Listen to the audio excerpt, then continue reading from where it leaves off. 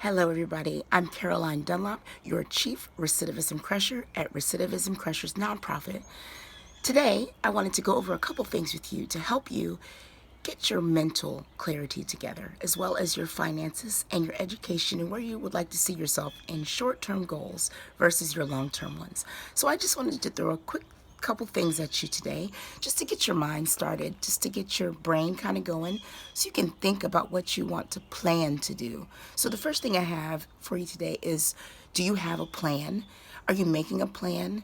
That means from the day that you step out of the doors of being locked up for however long it may have been, do you have a plan for when you get out?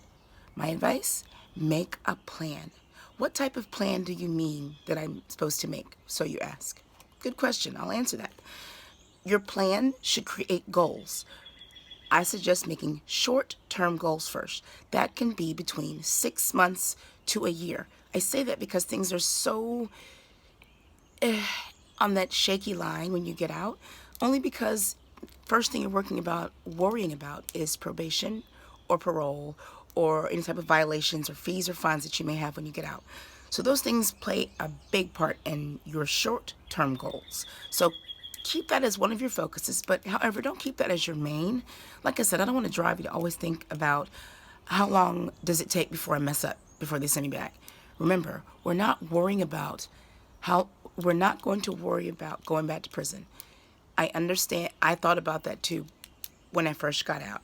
However, when you change your mindset of being scared about going back as to name the reasons you're not, that is why I said make a plan. Create goals for yourself, and that should be in that list of goals. The next one I have is have an accountability circle. That doesn't mean someone to tell you no all the time. That doesn't mean someone standing over your back and pointing down at you and breathing down your neck and making sure you're doing everything right. That's not what I mean.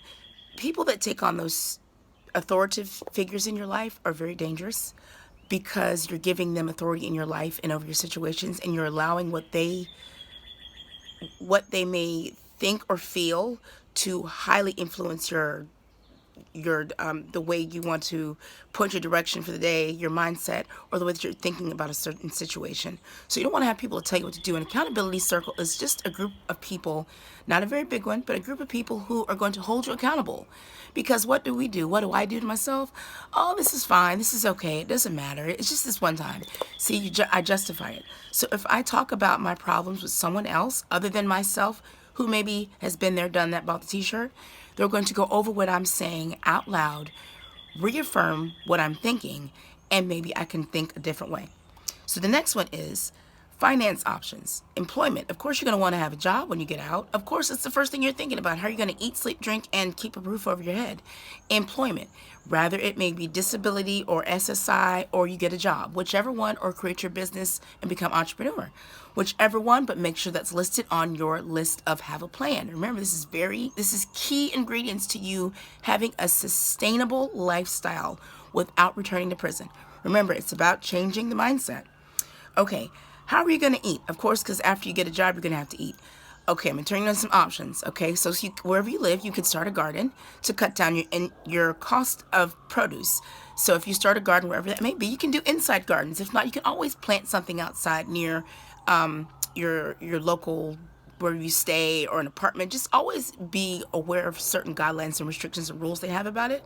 But it is possible. Also, Harvest Hope, any of the food banks. I know people struggle with that, saying that, oh, that means I'm going to, it makes you feel like you're doing something of injustice and service to yourself because you're asking for food. No, when you first get out, you need assistance, whether it be food stamps or your own produce garden, or you're just saving up money and you're just living day to day. However it may be, I'm trying to make it so you don't have to struggle. And if you are eligible for food stamps, by all means take it. Myself, because of my situation, I'm not allowed to get food stamps. That means people that have drug charges. I have a drug charge stemming from theft of a controlled substance from an attempted suicide. But they don't care about that. All they see is the attached part where it says theft of a controlled substance. So if you have something like that on your record, unfortunately, until they change or pardon or grant certain things or grandfather them in, people like you and me and a couple of others, we're just going to have to suffer in silence and get them to change the rules, because it's not fair that not everyone can get food stamps. If you need it, and when you come out, you need it because you have no assistance. So when you can't get assistance, like myself, I just worked 2 jobs. Not saying everyone can do that, but I worked 2 jobs. And then when I wasn't, I ate at work. I went to the food banks. I did a lot of things. I'm not saying I was embarrassed to do them. I felt that at first, but I got over it because I had to eat. I had to function and I had to survive. So after doing that, I realized I don't want people to feel like they have to just survive all the time. So that's why I say put this in your plan, because it can be a part of it. When you take out and etch out time of your week from your schedule to figure out where you're going to get your food from, it takes a whole thought process, and it can take a lot out of you if you allow it to. So put this in your plan. After that, where are you going to stay? Are you going to stay in the traditional transitional halfway houses, or are you going to stay by yourself? You're going to get an apartment, you're going to stay in a motel? Put this on your list of your goals. Remember, you have to have a plan. So if you're going to do any of those lists that I've just said, any of that list where you're going to stay, might I recommend, if you go to stay to a motel, in private, talk to the owner of the motels.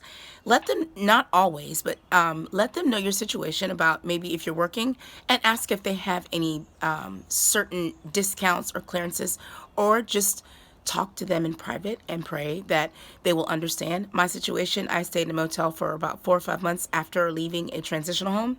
And because I talked to the owner of the motel, I was able to inquire and get $25 a night. I mean, for working and getting paid every week, it was okay. But, now I can't do that. However, I didn't have my kids and stuff with me at the time. So now that I have my children with me and stuff, of course, it's different.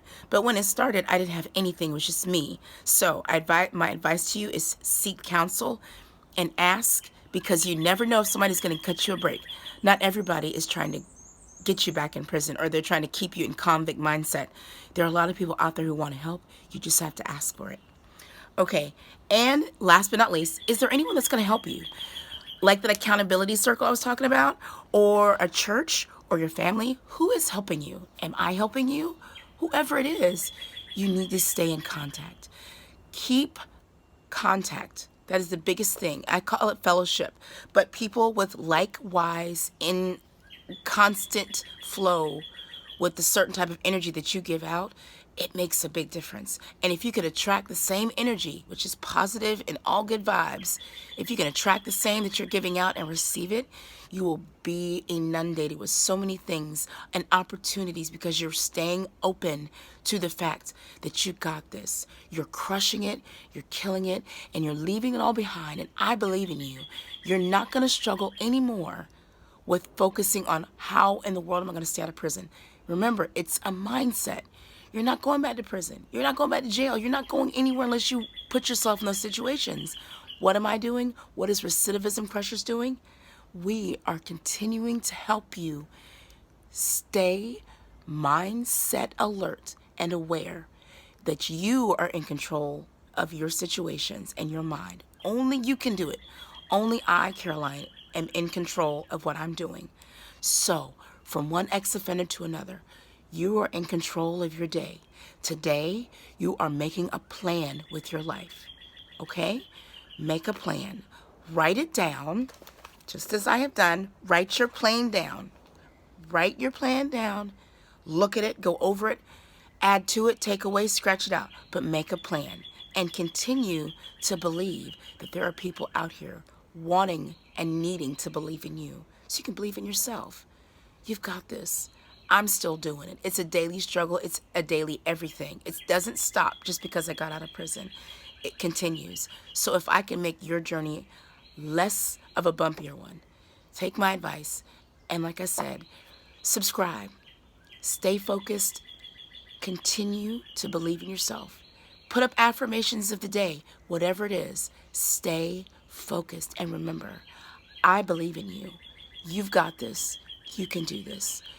Keep on keeping on, you guys. All right, Crushers, that's it for today. Next time, we're going to have some great conversation again. But again, I believe in you. Believe in yourself. Have a wonderful day, Crushers. Crush it, kill it, leave it.